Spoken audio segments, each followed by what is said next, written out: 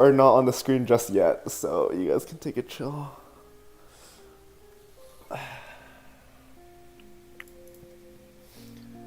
What is up, everyone?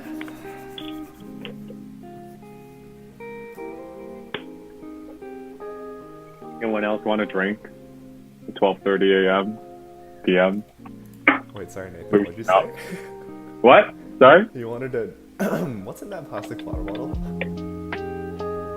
Oh, there's a reason why I'm drinking it slowly, you know? Should have given us a heads up if we were going to drink during the panel. I mean, I've got my drink. I've got an industry water bottle with me.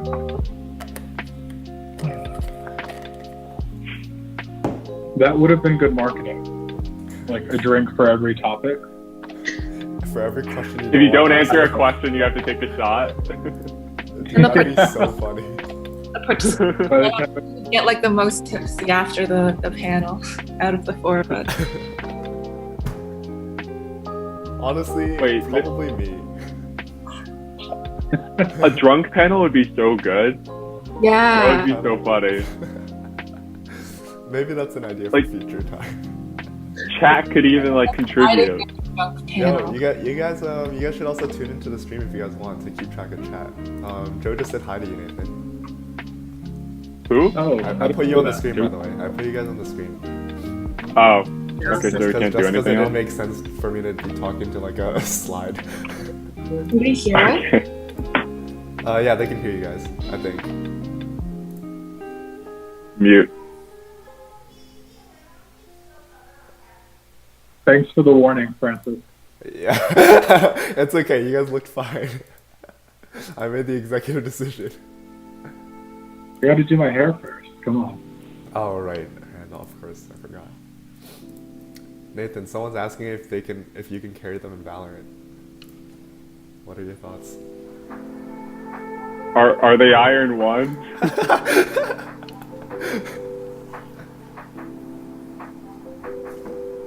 Joe's desperate for your attention, dude. He said hi again. Oh, hi, Joe. How are you?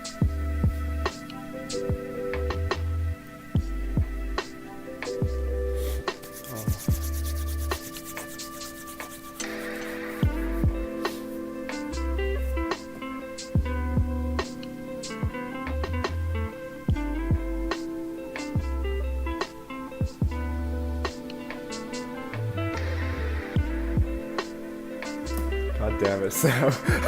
Sam keeps asking us to carry him. Oh, wait, it's Sam? He's kind of trash, so yeah, I'll carry Oh, him. yikes.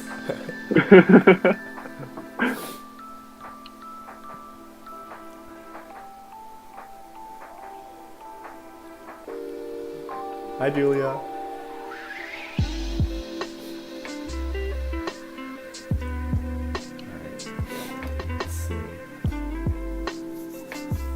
Let's get started at around 35, so you guys have a minute or two to just chill off. I'm going to switch the screen back to the slide, so you guys can chill for a bit. I don't know, fix your hair, whatever.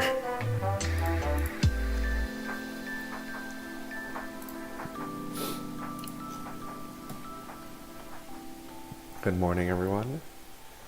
Hope you guys had a wonderful morning, or at least this afternoon for the EST people.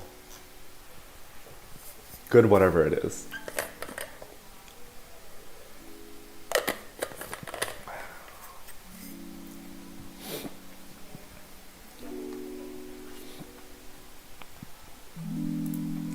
Alright, the lunchtime. Wait, Grace, how do I just find this video on YouTube? Because I'm going to be looking it up on my phone. I sent the link. Wait, Nathan, just search NYUSVS on YouTube. Yeah, if you Oh, find okay. find it. It should be on our page for like It'll current be like- live No stream. official. 113 subscribers? Yeah. Did you do a 100 subscriber Nathan, special? are you gonna be 114th? Nathan, I'm watching already Member right now. Taco. I already unsubscribed from Taco. Like, I don't show support. Tacos in the chat as well. I'm kidding. I still subscribe, Taco. Don't worry. Just an inactive subscriber. Alright, I subscribed. But bell notification is not on. Wait, it's Mo's birthday. Happy birthday, Mo.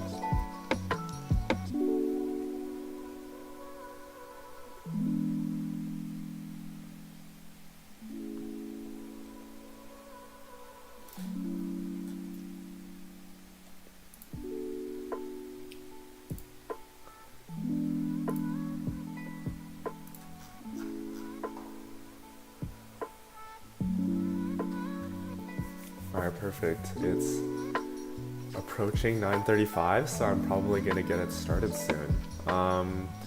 So thanks everyone for coming out.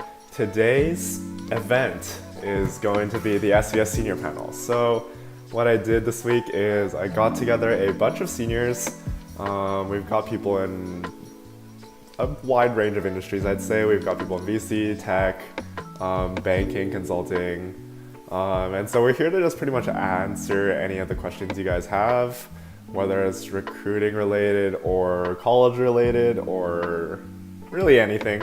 So definitely just keep track in the chat. We'll be keeping track of the chat. Just ask whatever questions you have for us. Grace today, our beloved V team lead, will be leading the panel and kind of moderating the discussion. So shout at her if she misses your question. But otherwise, let's get right into it. Let me see. Grace, do Yes. you want to take over? Yeah, sure. All right, so we're on the screen now. So let's get started with quick introductions. So do your name, your hometown, your major slash concentration, plans after college, and then a fun fact. So that's a lot, but yeah. Alright, I'll go first. My name is Nathan. I'm from Boston. I'm currently a senior studying finance and psychology. What was the fourth one? Sorry, Grace. Plans after college, and then a fun fact. I plan to do finance after college, and then don't really know what to do after that. And then, fun fact, I'm tall, pretty tall. I'm like 6'6". You can't really tell through a camera. He's also single, guys. All right, Rachel, why don't you go next? Sure. Hi everyone. I'm Rachel. I'm originally from Toronto, Canada, and that's where I am right now as well. I'm a senior in business and political economy, and plans after college. I'm moving back to Toronto to do consulting here. And fun fact is I like to eat super spicy food, and I have a bottle of hot sauce right beside me right now. Okay, then let's do Francis, then Randall. Sure. I'm Francis, hometown Vancouver, Canada, but I sort of also call Shanghai my home, so kind of two homes. I want to do VC coming out of college. I'm still looking, so I can't say I am doing VC. And then fun fact. I mean, my favorite cat is the Burman cat.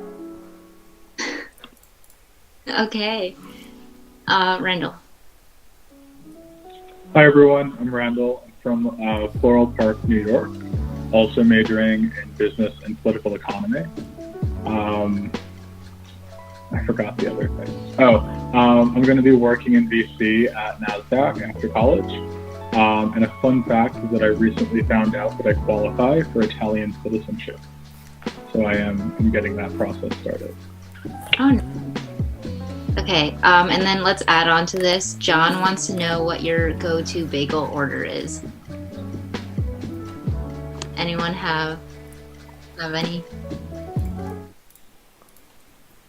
I eat my bagels plain. I don't know if that's You're a weird. monster.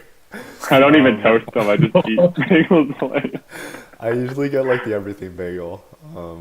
I think I mentioned it before, but I like the lox bagel. Smoked salmon is just amazing. Everything bagel, toasted, scoops with cream cheese. The real question is, where is your favorite bagel place in New York? And there are wrong answers to that. Nathan, the chat is pretty mad at you right now. Why? What did I do? There's one agreeer. One person, Henry, said absolutely not weird, and the rest of the chat is like, what the fuck? Oh, Rachel, what's okay, your, so your that bagel? kind of chat. Sorry? What's your bagel order and where? Probably like everything bagel, but I've never had a bagel in New York City. So Yo, chat, hate on Rachel. Just, That's so much worse. Okay, let's get into the questions. So, first one is, what is a life hack that you wish you knew as a first year? So let's start with Randall. God, you were reading the question, and I was like, oh, I hope she doesn't pick me. What's a life hack? I never used to block time to do things. Like I would only schedule like events, and then I would kind of just have like a to-do list. Now I schedule things. It's a really boring answer, but I think it is a life hack. Just like tune things out, because otherwise, like you're gonna get pinged on Slack, you're gonna get a Facebook message. Like it's just gonna be chaos. My life hack.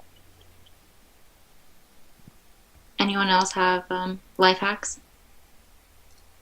I don't have anything super specific, but what I'd say is the human body can survive a lot longer without sleep than you think. So if you're really trying to limit test your freshman year, I'd say go all for it. You could probably get a lot done by not sleeping for a couple of days. It's not healthy though. I do not recommend doing it unless you have to do it. But it is possible. I have a healthy life hack. So now that winter's coming, and for people who aren't used to like East Coast winters, it gets pretty cold, and you kind of want to like stay home and like drink tea or whatever, and then like not really socialize. I guess it's not really a thing you do now, anyways. But what I did my sophomore year was I ended up buying like a parka. I got like this like Uniqlo heat gear and stuff. I found that I could like go out and like I was much more motivated to like go to the library and do work, or like go to like a coffee shop, or like do anything, because I could actually like walk outdoors and not freeze to death. So invest in winter gear, essentially. my life hack would be, this is something that helped me survive like dining hall food in freshman year, was I just carry like a bottle of hot sauce with me like everywhere I went. I would just put that on everything, and that's how like I ate at like Weinstein and all those places. So you should definitely do that. All right, great answers. So next question is going to be, when did you know what path you wanted to do? So I guess we'll break it up into like semesters, so like sophomore, spring-ish. So Francis, why don't you start? We were literally talking about this question before the stream started. I'd say when I found out I knew what to do. All through college, I thought I knew what I wanted to do. As most Stern students come in, they're like, "Oh, I'm at Stern. We're a target school for investment banking. I want to do investment banking," and it's kind of that flow chart, and it's a flow chart that most people go through, and so that's sort of what I had online for like 3 years, and then I actually tried it this past summer. Not saying it was absolutely horrible, but let's just say I don't want to do banking anymore, and it's only partially because of the summer experience. I also realized that I spent so much time in SVS, I just enjoy the venture and tech sphere so much that it doesn't make sense for me to not do it, and so that's what I want to do in the future. I found out 3 months ago.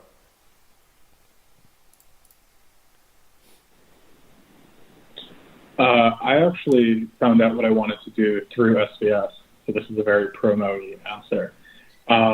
But I came into Stern, and I was like, I came from a liberal arts high school, so I was like, I'm not going to do banking. I'm not going to, quote unquote, sell out. Keep in mind, I work at a fintech corporate VC, which is like as much selling out as you can possibly do. But I came in and I was like, I want to be an econ PhD, and my rationale for that was like, I wanted to study systems and learn how they affect, people, and how to make them better, and how to change the world. right? And then SVS kind of like exposed me to like, if you want to do world-changing things, deciding who gets capital is like a pretty world-changing thing. So I decided in my freshman year, I was like, I want to become a VC. And then all the VCs were like, yeah, good luck. They told me to work at a startup before, so I did that. And then I like slowly made my way towards it. Nathan and Rachel, do you want to chime in? Sure. Going into Stern, I didn't have any idea about like, it's focused on banking and stuff. So actually, I really liked VC, and then I joined SBS, and I realized I didn't. So then I ended up going down banking, and I am still in that route. For me, I was pretty similar to Randall. I came in thinking that during first year, like I came in wanting to do international development, but I didn't know how. And it was like through like our first year, like macroeconomics class that I was like, oh, I love econ. So I was like, oh, I want to do like an econ PhD. And I felt like going to consulting right after college was going to be the thing that's going to like, that was the most similar to what like economists do, like for the World Bank and like organizations like that. But then like in the middle of that, I was like, oh no, like I also want to do banking. So like I would network and like recruited for banking in the summer. And then this fall, I was like, nah, I want to do consulting again. So I'm like going to consulting now. So I feel like, like even right now, I don't know exactly if that's like what I want to do, but I know like at least I'll be happy with that decision in like the coming 2 years. And then when I don't like it anymore, like I'll figure out what I want to do next. And also in the chat, someone asked what's my favorite hot sauce. And I think, like any XO sauce is super, super good. And if you're in New York City, go to Brick Lane Curry and get their like super, super spicy hot sauce and just pour that in like anything you eat. Like I mix that with my salsa and I dip like chips into it and it's super good. So definitely try that out. Disclaimer, if you're not really good with spices, do not follow that advice. Rachel's really good with her spices. Okay, so how did you guys find mentorship at NYU? So like putting aside any club programs or things that like paired you with people, how else were ways you were able to find guidance? So let's start with Nathan.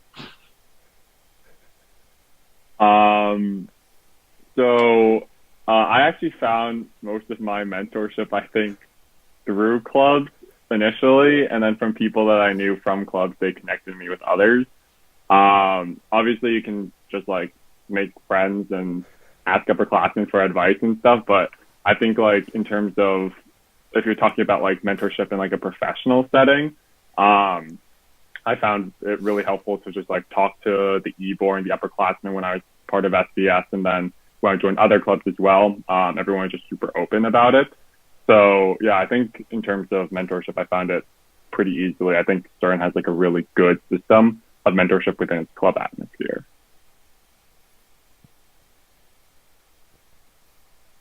Anyone have anything to add? If not, I'll move on. Maybe just a different. So I think that like mentorship at Stern, it's like it comes in degrees. Like it to some extent, like in a lot of scenarios, it's the blind leading the blind, where like you have juniors with like 3 months of experience under their belt who are like, I can teach you all you need to know, and it's like, no, you can't. But like it's helpful advice. I think like internships though are a chance to get like real long-lasting mentorship. Like my biggest piece of advice to people when they're interning is like, don't go for like the most prestigious name or don't go for the coolest sounding opportunity. Like find managers that are going to invest time and effort in you, because that's going to be like way more rewarding than anything else.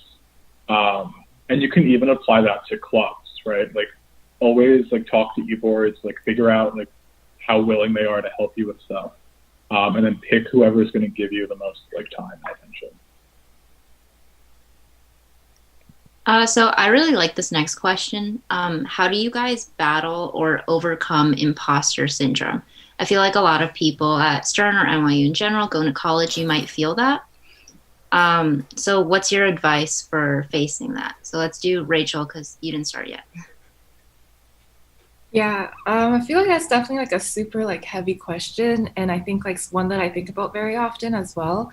Like I think like even in my senior year now, I don't think like you ever overcome imposter syndrome because in every like new opportunity you come to, or like new things that you do, like I think it's kind of inevitable that you'll feel that. But I think something that's helped me whenever I feel like that feeling of imposter syndrome is like weighing a lot on me is finding like good mentors in that space who can give me like honest feedback and feedback that I can actually trust.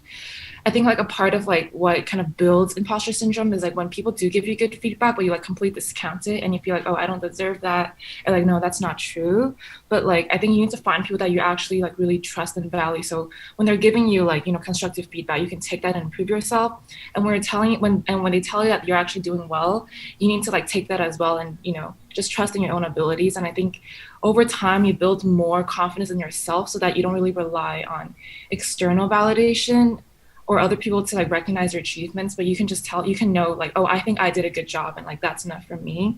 But I think like that's like a lifelong thing. It's not like after college, like you'll never like feel that again. So I think those are just like my thoughts on that.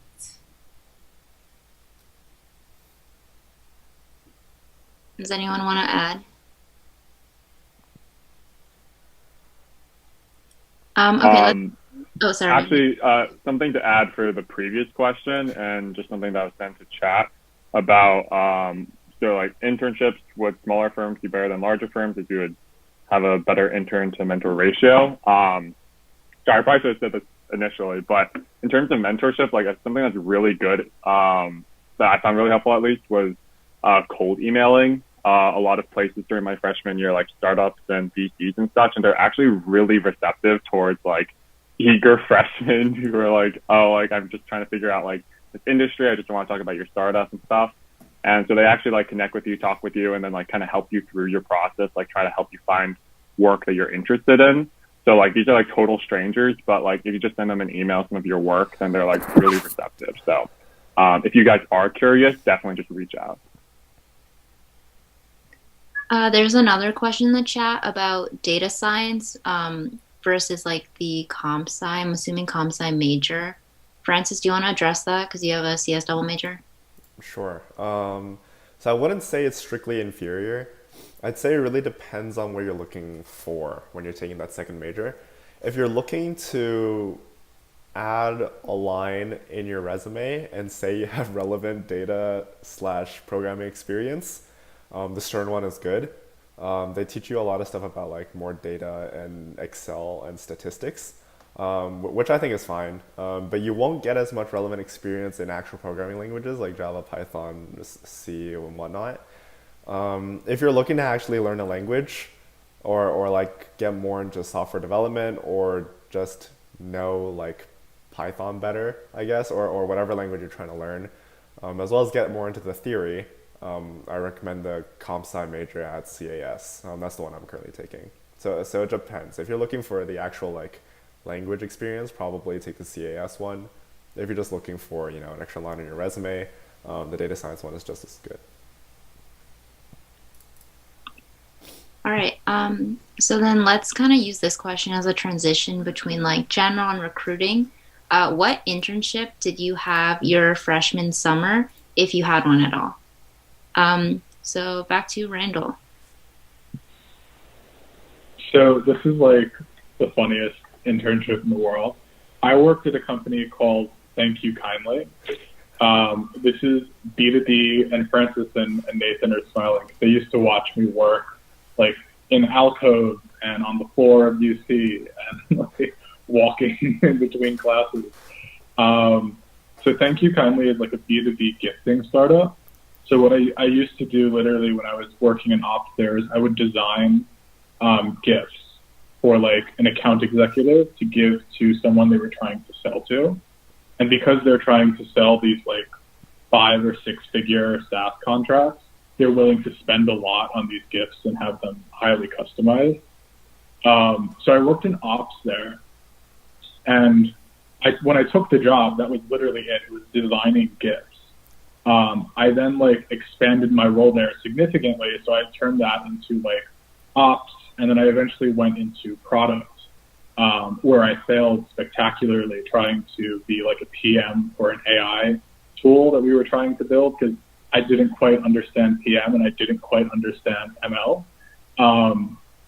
I have equity there, which is hysterical. But I think it was like a great, like, I got to try a bunch of different things, realize like what was not for me and what was out of my reach, and a lot of fun.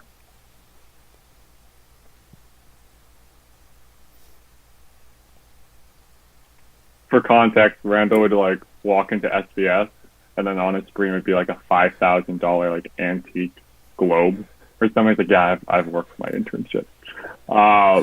But in terms of my freshman year, I followed the SBS route. I did like an accelerator VC place in Boston called Mass Challenge.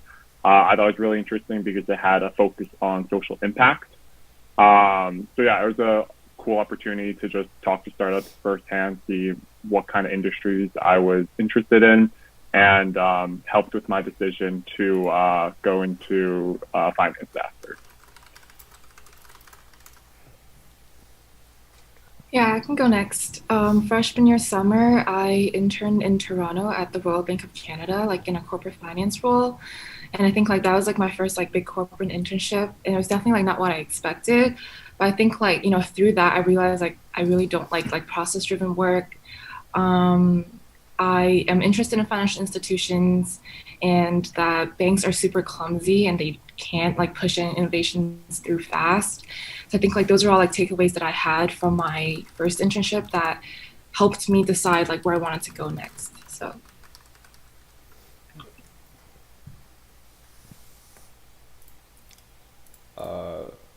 my freshman year, I worked at a private equity place in China. I think it was just like your average corporate experience. Not much to talk about. You just sat there and did like PowerPoint and Excel work. All right.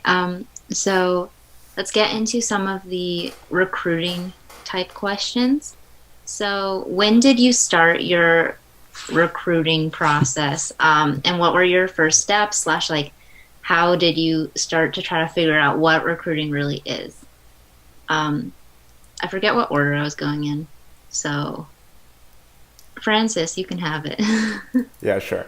I think recruiting really starts with, you know, just talking with your friends and all of them starting to panic. And then there's like a group panic, and then everyone starts slowly getting to understand the industries and stuff. But aside from that group like huddle of like fear mongering, I'd say one of the first kind of experiences I had with recruiting was going to like random club events like you guys are going to right now in the chat. And just kind of learning about other people's experiences, how they decided on their paths.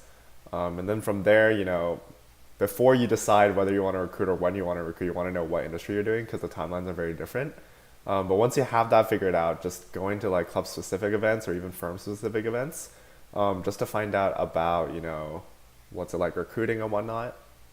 And one more thing I'd say is, like we mentioned before, it really was like mentorships. So like I asked my mentors, it's like, should I be recruiting right now? And they're like, no, don't worry about it yet. And then I don't worry about it for like a semester. And then I go back to them, I'm like, should I be recruiting now? And they're like, yes. And then I start recruiting. But other than that, did I miss any part of the question? No, I don't think so. It's just like, how did you start? First steps. I think covered it. Got it. Does anyone want to add on? I think, and Rachel can probably speak to it as well, we were abroad during our sophomore year. So we were kind of spared the paranoia that I hear and have seen stern sophomores get, where it's like, oh, shit, I need a job. And it's like, well, not really, but like you feel the pressure in your sophomore year to get a job. So recruiting abroad, I thought, was actually kind of an advantage, at least for me, because I didn't know what I wanted to do yet. So I kind of threw a really wide net. And because I was recruiting from abroad, I think people at firms were a lot more accommodating in like finding time to meet with me and like working to make sure that I got quick answers. on everything. And I also really liked having that space. And if I was at NYU, I wish like I would have had the foresight to step away. But like being able to recruit from somewhere where people aren't entirely focused on recruiting, I thought was really healthy. We have a question about where you studied abroad, if you want to talk about locations. So BPE does London in the fall and then Shanghai in the spring. Although I hear this year they kicked them over to DC, which is like the worst purgatory you could imagine. And they're not going to Shanghai either in the spring, so. They're not? No, like all NYU study abroad is suspended for the spring, so super unfortunate. But yeah, like about like studying abroad and recruiting, I know a lot of people now, like they feel like they can't study abroad anymore because they need to stay at Stern during sophomore year to recruit. I think that is like such a sad way of thinking because like studying abroad is definitely like one of like the best parts of being at NYU because it's so easy to do it and you have so many resources supporting to do it. And it's definitely like possible to recruit and study abroad at the same time. I think for me, I was like on the other extreme where like I was having too much fun abroad that I didn't even think about recruiting until I came back.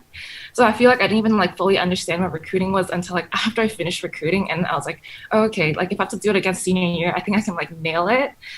But yeah, I think like my point is like recruiting can look differently for everybody. And as long as like you know what you want to do and you know the timeline for you, you don't need to feel like you need to follow like the timeline that everybody else follows. I think in Stern, there's this mentality that's like, I just need to get a job like faster than everybody else. But I think like, you know, yes, good for you that if you can get an offer during your sophomore fall, but you know, like at that time, like, do you really know what you want to do? And I've definitely like heard from a lot of my friends who secured offers that early that, you know, afterwards they're like, you know, I don't even know if I want to do this job, but I just did it because I don't want to recruit. And I think like recruiting is definitely like a stressful like process, but it doesn't like have to be stressful.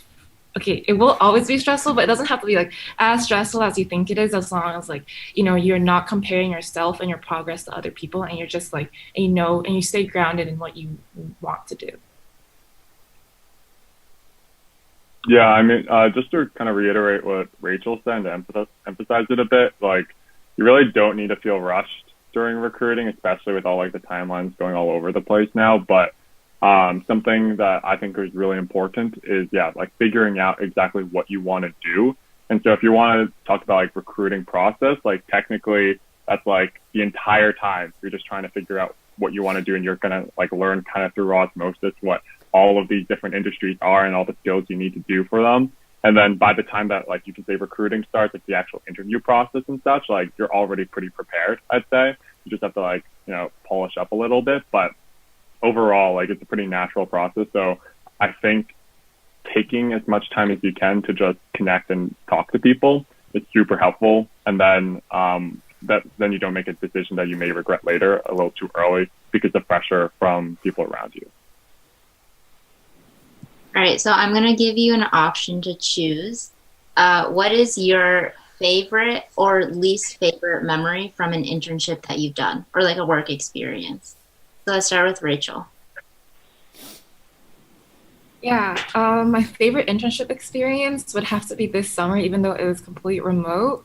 I worked for an innovation consulting company in Toronto, and it was like a super small company. But because of that, like, you know, our bosses, they really invested in every single one of us. It was like a super fun environment, and you know, I even continued I'm still working for them right now. And we're actually like in a work retreat downtown Toronto for this entire week because like we're delivering a client project. But you know, like while we're working during the day, at night, like we all eat together and like we play games, like we play Among Us, and it's just like a really fun experience because I think like through this experience, I really learned that the people who you work with are so important because they can make work like actually fun. And I really enjoy everybody I work with. Like I don't think it's a chore to like have to talk to my coworkers or anything like that. So this has to be like this would be my favorite internship experience so far. Taco wants to know what company this is. Oh, it's called Onova. ONOVA. Well, what he's really trying to ask is, why is he not getting invites to the Among Us games? We'll see. I can go next just because it's also this summer. I think one of my least favorite experiences was this past summer. Not even because of the job itself, but because I had to work not only remotely, but also with a 12-hour time difference. So, in other words, for 6 weeks, I had to adjust my schedule so that I would wake up at 6 p.m. and go to sleep at like 10 a.m. Every single day. And that sucks because like once you get used, like it's so depressing when you log off your computer and you go to sleep and it's shining bright outside, like nice and sunny. And then when you wake up, it's like the sun is setting and there's no sun for you, and you're just like living in eternal darkness. So that was super depressing on like my body's like physical health. But I also thought it was super annoying because everything is virtual, which means we had to work off virtual computers. And there's like I'd say 2 second lag on literally everything you do, even if it's just like scrolling down a page. And so like just having to deal with that delay gave me like nightmares every single day.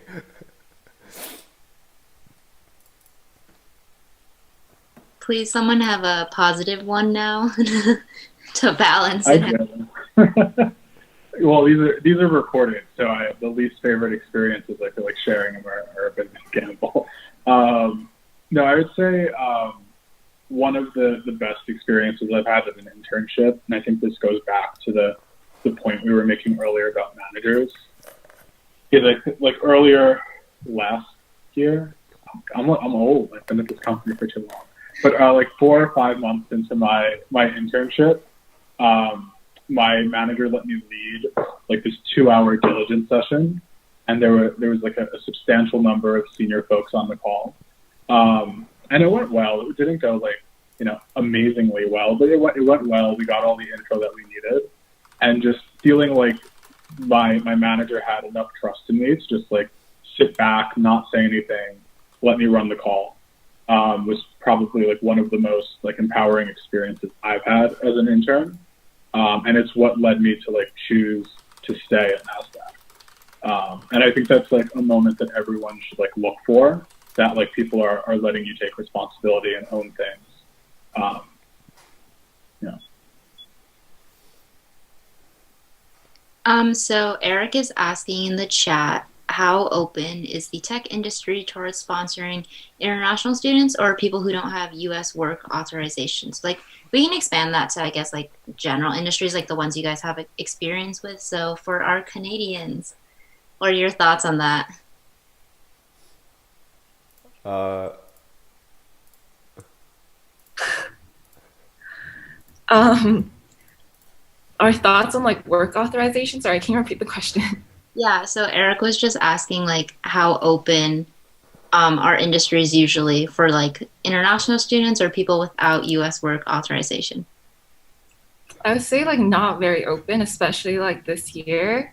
I actually like my experience last year was like I had my like original summer internship offer rescinded because of sponsorship issues. Like the company just like decided not to sponsor this for the summer. And I've definitely like, heard that happen to like a lot of other people as well.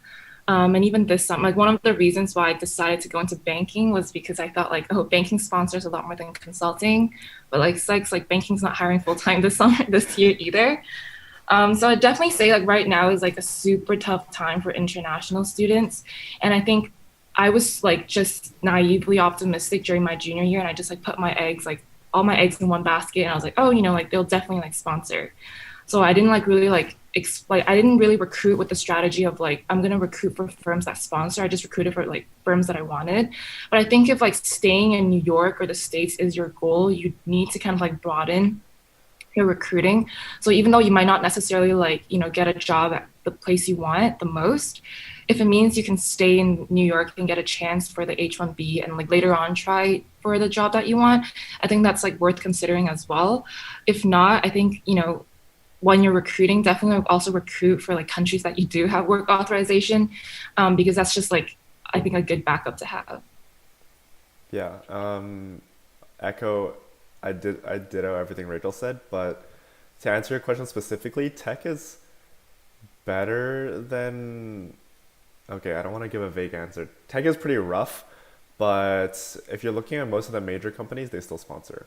When it comes to smaller companies like startups and whatnot, it's case by case, really. You just ask their recruiter early on in the process so you don't waste time. That's all I'd say. Don't be shy to ask because everyone has that question. The companies also don't want to waste their I think time. like also to add to that, like, Go for it, Rachel. yeah, to add to that, like a lot of tech companies don't really sponsor for business roles. Like they sponsor for technical roles. So that's something like you need to just like ask as well because like I think like Google is known like they sponsor everything, but they don't sponsor like their business program. So yeah, definitely like clarify that. And then for the people who recruited abroad, Ben is just wondering again, like, how does recruiting abroad work compared to recruiting on campus? So I guess we can touch upon like, how did you like schedule things and find these jobs if like they weren't able to come to your campus because you were like London or something? Sure. So I was recruiting from Shanghai, which has a significant time difference on top of everything else. And I would say, like, as great as the Shanghai campus is, it's definitely not set up for English language recruiting. Like, there were some recruiting events on campus, but it was mostly like either for Chinese nationals or for like students who also spoke Mandarin who wanted to work in a bilingual setting in Shanghai. My Mandarin is not great, so there were no in-person things for me. That being said, like I just kind of made a master list of like, here's all the places that I want to work, and then I went through and like I was a sophomore, so 50% of them didn't want me, which was fine. And then I just went to like the high quality like posting or job boards. So back then that was like way up. Used to have really high quality postings. Handshake, Indeed is trash, but you can usually find some good stuff through it.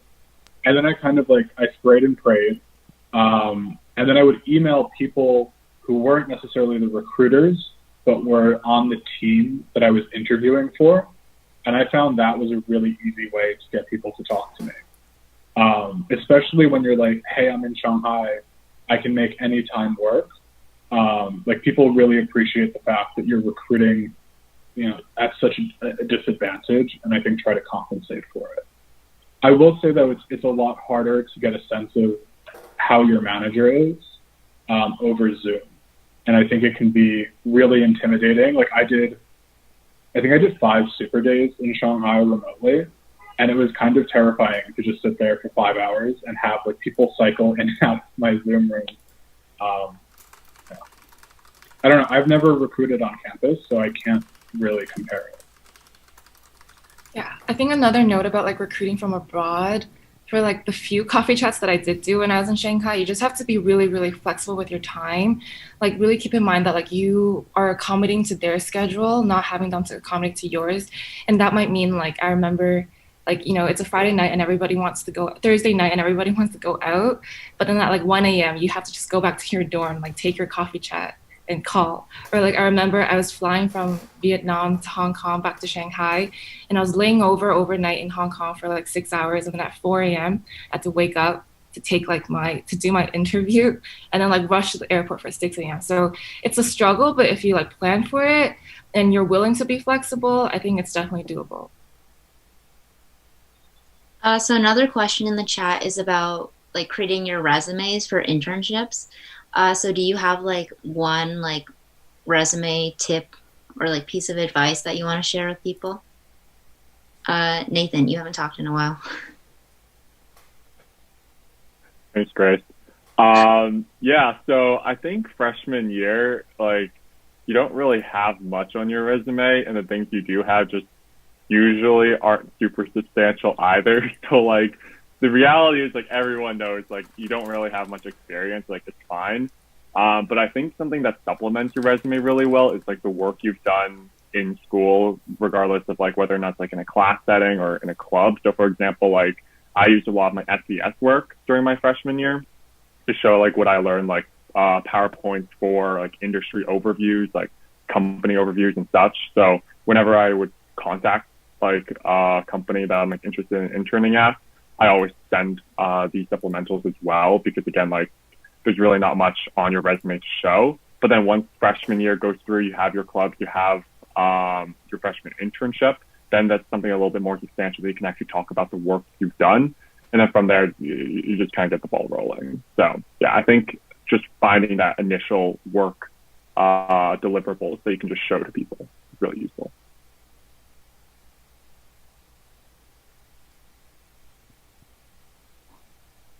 And then another question we got is about coffee chats. So like, are they super important? And like, if they are super important, how do you get them?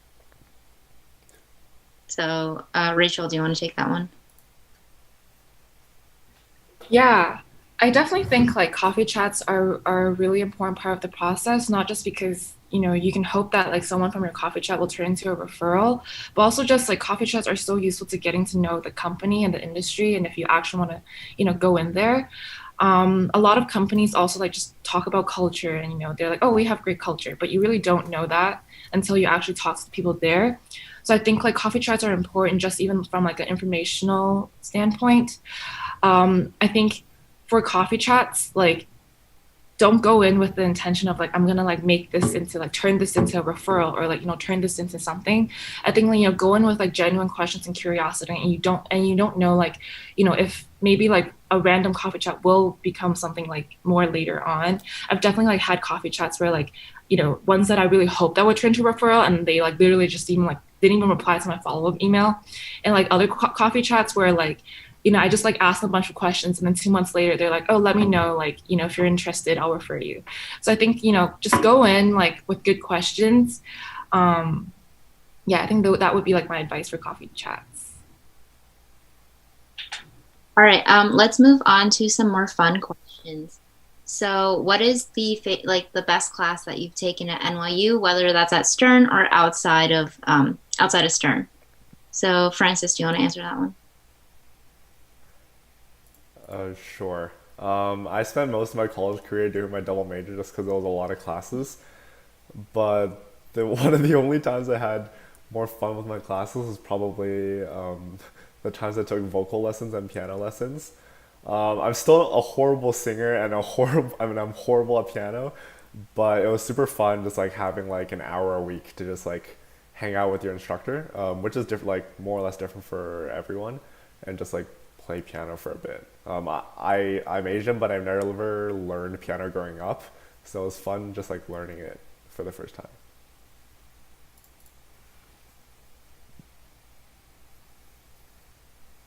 You guys just don't want to answer. I'm gonna cold call on more of you. It was technically a requirement, at BPE, but I really liked taking the Italian intensive courses.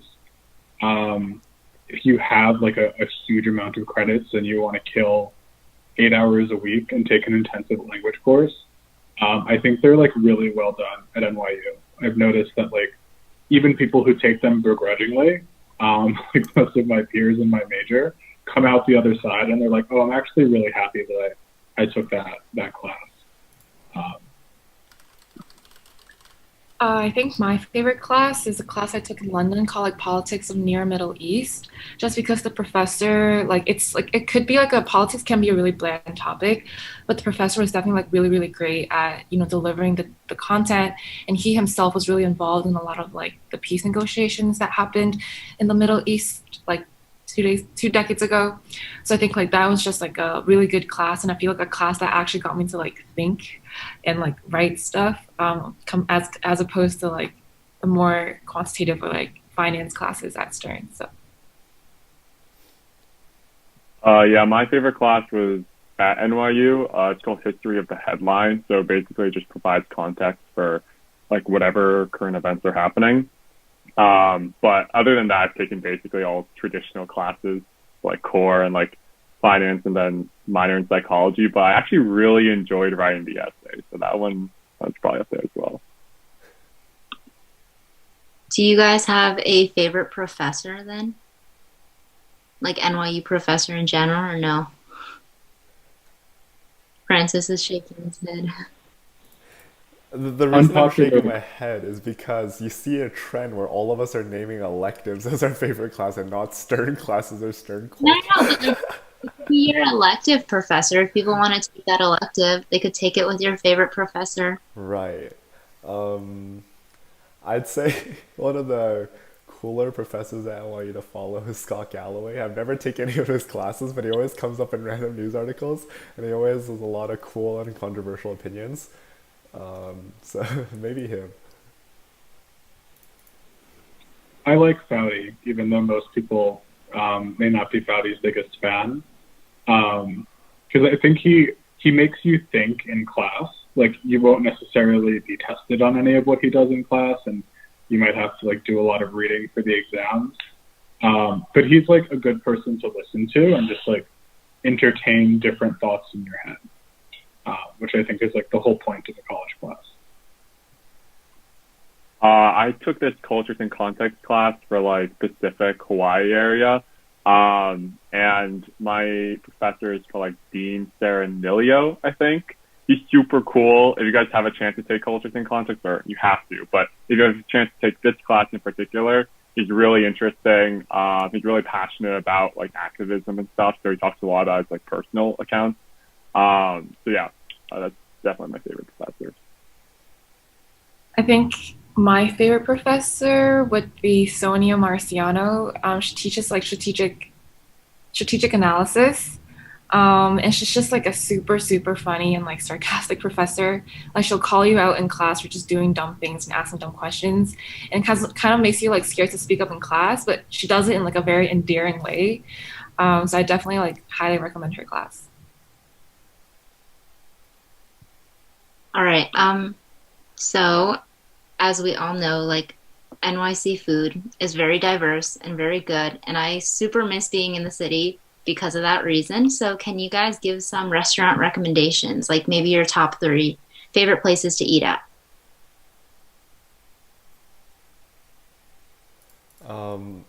Okay, I'll go first. Let me actually pull up this restaurant on my computer since I have the privileges as the person hosting the stream. So in my last semester, before everything became COVID and whatnot, I went to this place. Let me see if I can pull it on screen. Just for a moment, I'm gonna cover you guys. Sorry. It's a place called Tuome, I think. I'm not sure how you pronounce it. It's a Michelin one-star place, but it's like relatively affordable. It's a Michelin two-star place. What? One, two star? But it's relatively affordable and it is so good. I had their snow crab noodle dish, and it absolutely blew my mind. And it's like $30, which is really affordable for like Michelin stars. I only have one recommendation, so everyone else can take the other two. One to three. One to three Rex. 1 to 3. Oh yeah, 1 to 3. I can't believe M&J isn't on your list, Francis. That's despicable. M&J Asian Cuisines deserves its spot for being the cheapest option, the cheapest option I've ever seen in New York City at $8 for a lunch special, but it definitely does not deserve a spot for its taste. So I would put M&J on my list because for people who appreciate quantity, they give a lot of that for a very cheap price. So it's on the corner of Skytown. There's a really good restaurant. I'm gonna try to find its name. I'll get back to you later. But it's like this. I think it's like Brazilian or something like that. It's like a Michelin place in Soho. I actually went with other SBS people there, and it was super cheap. So I will get back to you. Yeah, sorry. Wait, was I there? Was I not? No, you weren't. You weren't there, Francis. I see how it is with it.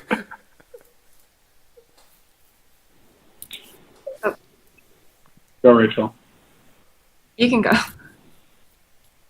I'm sure yours are like spicier than mine, so you can go first. I think like my favorite restaurant that like just opened last year is Ulu.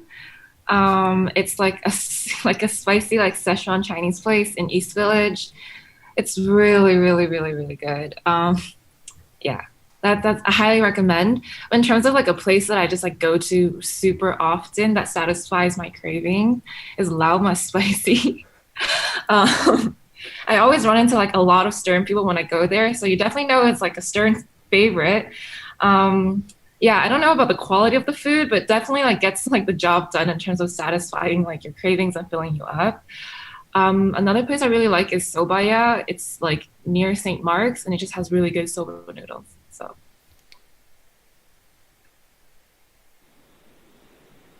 My top three would probably have to be Lupa, which is actually right near NYU. It's like really good Roman Italian food.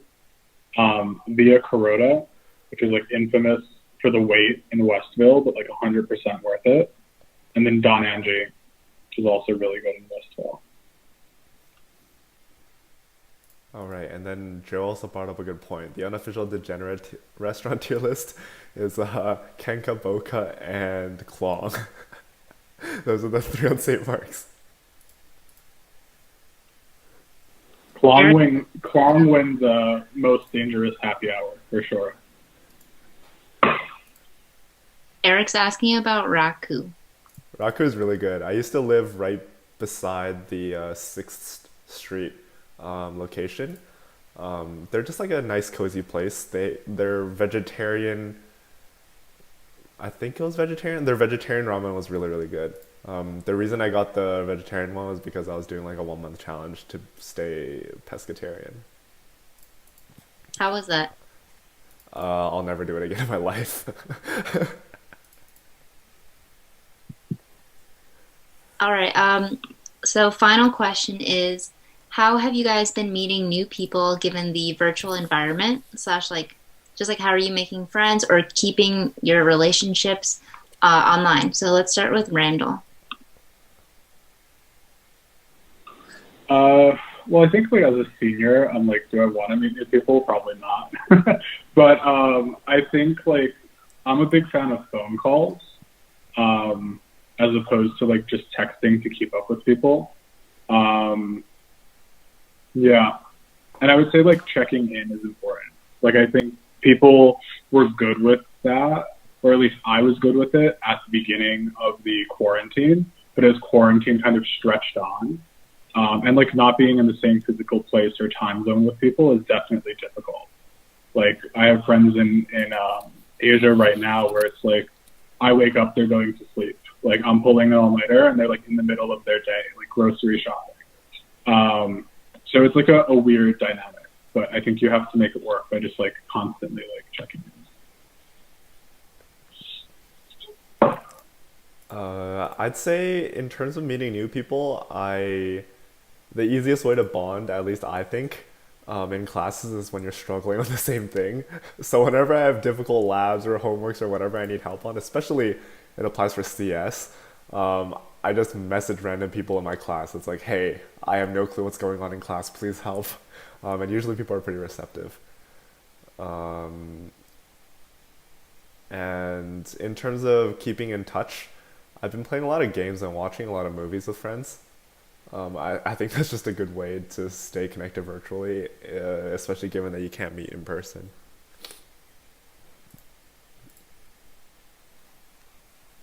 Yeah, anyone who knows me knows that I'm very horrible at texting. So for anybody who shares this trait, forcing yourself to like set up calls later on so that you like actually, don't miss them, or like you're like, I could respond to them like in 2 days or something like that. Like just to get you on the phone is like a really good way to. Oh, we lost someone. It's a really good way to stay in touch.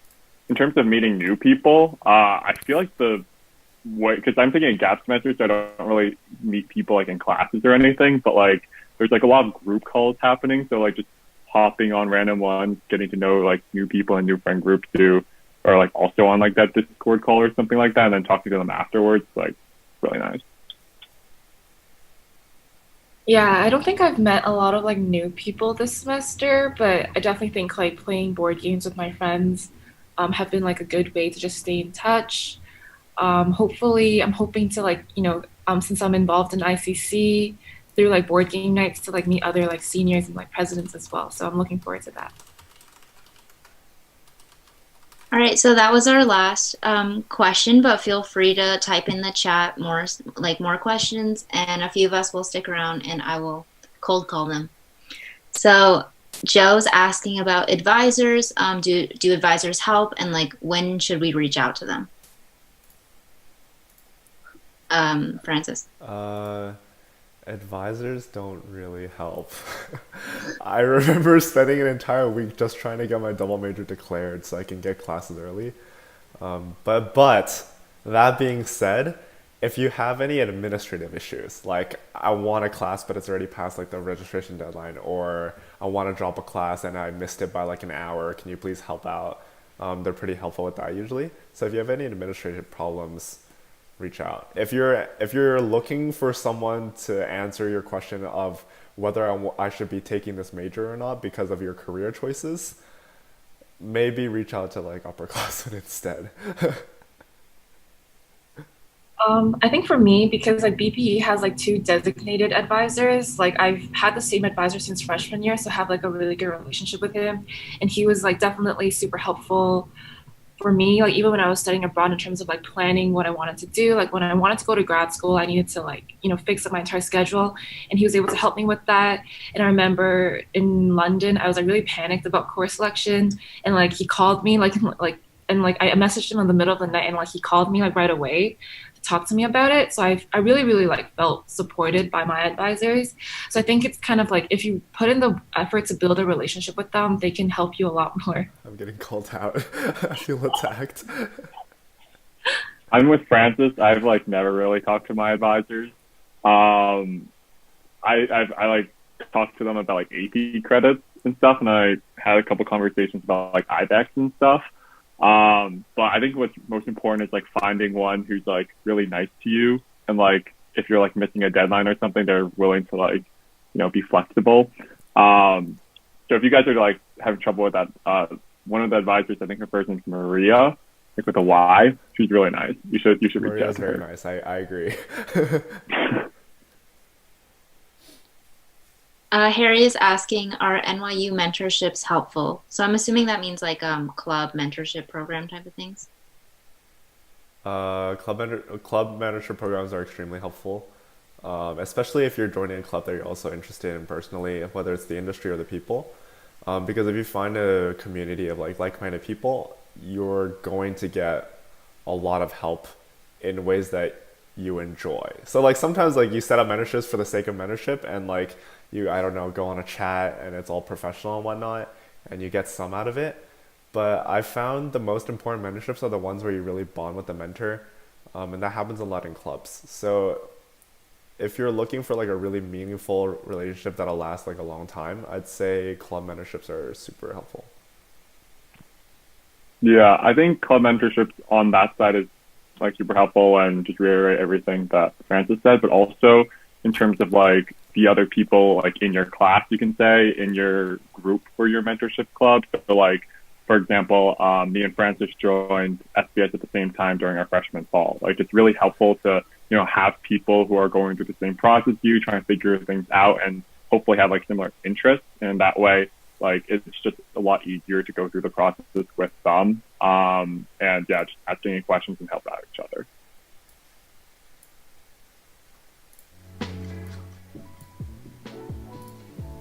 I'm going to put some music on as we kind of just wind down. Rachel, Eric wants to know if he's not your friend. Wait, why? You never invite me to your board games, or so Eric says. Wait, Eric, you literally played board games with my bosses yesterday. What do you want? Yeah, so that's going to be it for our event today, but thank you guys so much for tuning in. Thanks, Grace, again for moderating for us. We're going to sit around for like a little bit longer, just to chill. If you guys have any questions, it could be anything, just feel free to ask it. Nathan, unmute yourself. We're literally just chatting now. I didn't realize it's muted. Sure. Also, when you mentioned the pescatarian thing, I was like distracted during it, so I didn't like talk about it. But I wish I wasn't. What are you gonna talk about? the fact that I had to struggle with meat for an entire month with depression. So for context, we made this like pescatarian contract with like 4 people from SBS actually.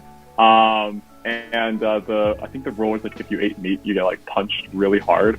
So like nobody ate meat. I gave up after like 2 weeks. Another person gave up after 1. Francis went all the way through though, so kudos to him. Good job. And I still remember that moment of betrayal I felt when week 2, Nathan was like, nope, I can't take it any longer. And right in front of me, took a huge plate of like chicken and started eating it. And then you punched me. It was worse. It was fine. I don't even think I ended up punching you. No, yes, you did. You punched me twice. Shut up. Favorite esports team? Side passions. Side passions that are unrelated to business. I guess anything you're interested in that's not business. Rachel, you have anything? I want to see what other people say first. So I really Nathan like and movies. I have been really into the. What? Wait, what are you gonna say? Nathan and I have been really into TV shows recently. We watch a lot together. We can't say like I'm not really into them. Okay, they're okay. They're good pastime. I also play a lot of games on the side. For anybody in the chat who's really into movies and like TV shows and stuff that aren't anime, really into those. Anything indie or whatever, they're super cool. So talk to me about it if you are. Cool. And with that, I'm probably gonna end the stream. Sorry, Francis. All right, give me 1 second.